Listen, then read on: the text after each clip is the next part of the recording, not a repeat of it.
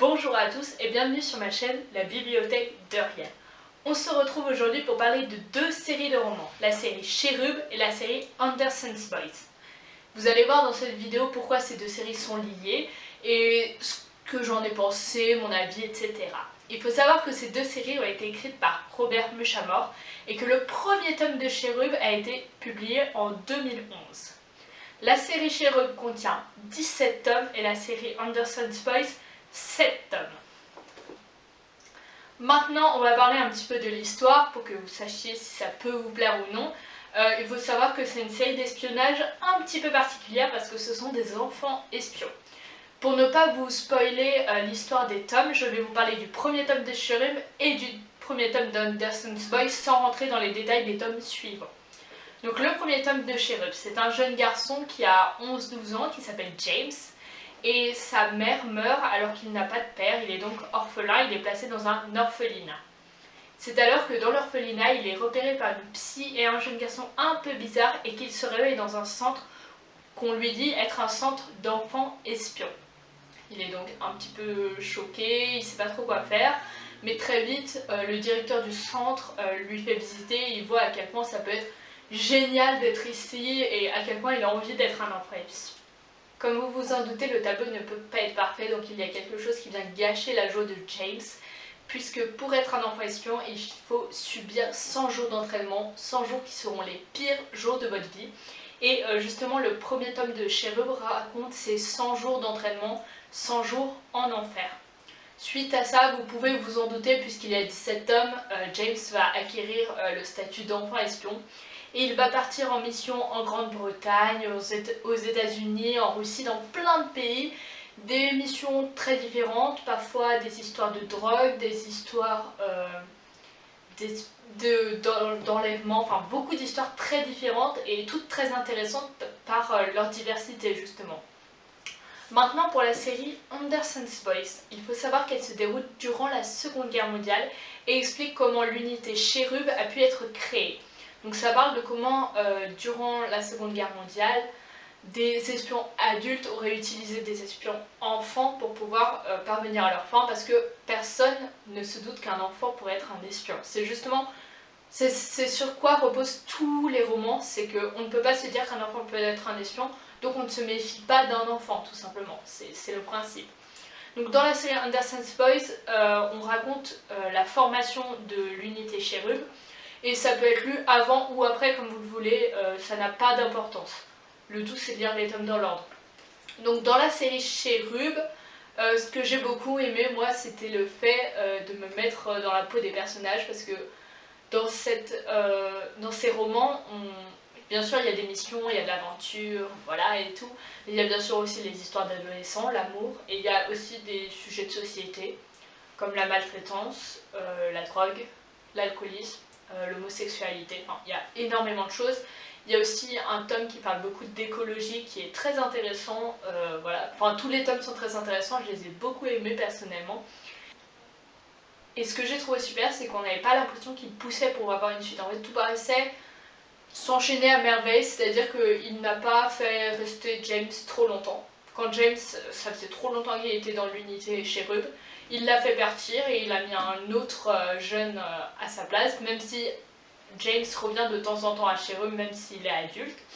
Parce qu'il faut savoir que c'est des espions de 11 à 17 ans, parce qu'au bout d'un moment, quand vous avez 19 ans, le principe n'a plus ça n'a plus de sens de vous prendre, parce que ce qui faisait que vous étiez bon, c'est qu'on ne pouvait pas croire que vous étiez un espion parce que vous étiez un enfant. Et vraiment, j'ai adoré cette série. Après, j'avais trop l'impression que je pouvais être une espionne moi aussi. Enfin, je vous conseille vraiment de le lire. Je sais que j'ai lu pour la première fois Cherub quand j'avais 12-13 ans. Et je l'ai relu l'année dernière, donc quand j'avais 16 ans. Et ça m'a toujours autant plu. Donc je pense que c'est un roman qui peut s'adresser aux personnes qui entrent au collège, donc qui ont 11 ans. Aussi bien qu'aux personnes qui sont un peu plus âgées, qui ont une vingtaine d'années, etc. Il faut savoir que c'est pas de la grande littérature, c'est du roman d'aventure, mais c'est hyper sympa à lire, ça se lit très vite par contre. Mais les tomes ne sont pas très chers, je crois que chaque tome coûte 6,50 €, 7 € peut-être. Et donc c'est pas très cher, donc vous pouvez acheter la collection ou acheter les tomes un par un pour attendre de voir si ça vous plaît. Et petite différence dans Anderson's Boys, je trouve que ça s'adresse à un public à peine plus âgé, peut-être 12-13 ans jusqu'à un peu plus, parce que comme c'est un contexte très historique, je trouve ça hyper intéressant. Enfin, ça dépeint vraiment la Seconde Guerre mondiale, mais d'une façon très intéressante. Ça peut permettre aux personnes qui doivent progresser en histoire, mais qui ne trouvent pas ça très intéressant, de se plonger dans les événements, mais d'une autre façon, parce que tous les faits, disons, sont réels. C'est juste qu'il met une situation qui n'est pas arrivée dans un contexte historique réel. Donc c'est hyper intéressant à lire, on voit qu'il y a eu beaucoup de recherches qui ont été faites. Et personnellement, ces deux séries, c'est des séries que j'ai adoré lire, que j'ai relu plusieurs fois. Et je trouve que ça fait très bien son rôle, c'est très sympa à lire, c'est divertissant, etc. Niveau Cherub, ceux qui l'ont découvert il y a quelques années savent peut-être qu'avant il y avait un site internet qui s'appelait Cherub, je crois tout simplement, et où on pouvait devenir un Morpha espion, c'est-à-dire qu'en fait vous aviez des missions, vous créiez un compte et il fallait passer un test, et après selon vos capacités vous aviez des missions à remplir, vous aviez des documents à lire, c'était hyper intéressant. Malheureusement le site a fermé il y a plus d'1 an. Je ne sais pas pour quelle raison, mais en le cherchant sur internet pour vous en parler, j'ai découvert qu'il n'existait plus. Je sais que des BD ont été faites à partir des romans, mais malheureusement seuls les 2 premiers tomes ont été faits car je crois qu'ils n'ont pas très bien marché. Je sais également qu'une série était prévue Elle a été annoncée publiquement le 22 mai 2017, mais elle n'a finalement jamais eu lieu. On ne sait pas trop pourquoi, encore une fois. Ce qui est très étrange en fait, c'est que ces deux séries ont hyper bien marché et tout ce qui était autour n'a jamais très bien marché. La série, les BD. Si, le site, je crois qu'il marchait très bien, mais je n'ai aucune idée de pourquoi il a été fermé. Peut-être que ça prenait trop de temps. Mais voilà, vous aviez des missions très intéressantes à faire. Je crois que certaines missions du site internet sont encore trouvables sur internet, c'est pourquoi je vous en parle. Mais malgré le fait que tout ça n'existe plus, je vous conseille vraiment de lire ces deux séries parce que tout simplement c'est hyper intéressant, c'est des livres pas trop littéraires. Je sais que j'ai l'habitude de parler de livres assez littéraires, assez scolaires sur ma chaîne YouTube. Mais ça c'est deux séries qui s'adressent aux plus jeunes et également aux plus âgés. Qui peuvent plaire à beaucoup de personnes je pense, qui sont très intéressantes, ça se lit assez vite. C'est facile à lire aussi, c'est écrit assez gros, il n'y a pas de mots trop difficiles.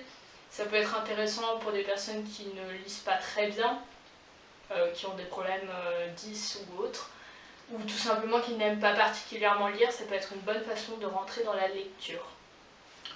Bon, cette vidéo était un petit peu particulière parce que j'ai pas pu trop décrire l'histoire, parce que je risquais de spoiler les autres tomes et il y en a quand même 17, donc ça aurait été trop long de parler des missions de chaque tome, surtout que souvent la mission a un rapport avec la mission précédente, donc c'était impossible d'en parler. Mais j'espère que ça vous a quand même plu, que ça vous a donné des idées de cadeaux un peu tardifs pour Noël, ou des idées pour vous tout simplement, si ce thème vous intéresse. Si cette vidéo t'a plu, tu peux penser à liker, à commenter. Tu peux par exemple me demander de parler de certains romans ou d'un certain thème. Si tu cherches par exemple des romans sur un thème particulier, n'hésite pas à me demander. Et tu peux aussi partager à tes amis et t'abonner pour ne pas manquer mes prochaines vidéos. J'ai déjà fait plusieurs autres vidéos YouTube, 6-7 je pense, donc tu peux aller les voir si tu le souhaites. Ça parle de beaucoup de romans sur beaucoup de sujets différents. J'ai parlé de Twilight, No et moi, 3 jours et une vie. J'ai fait mon top 3 des livres durant la Seconde Guerre mondiale. Enfin, j'ai parlé de plein de choses, je te laisse aller découvrir ça.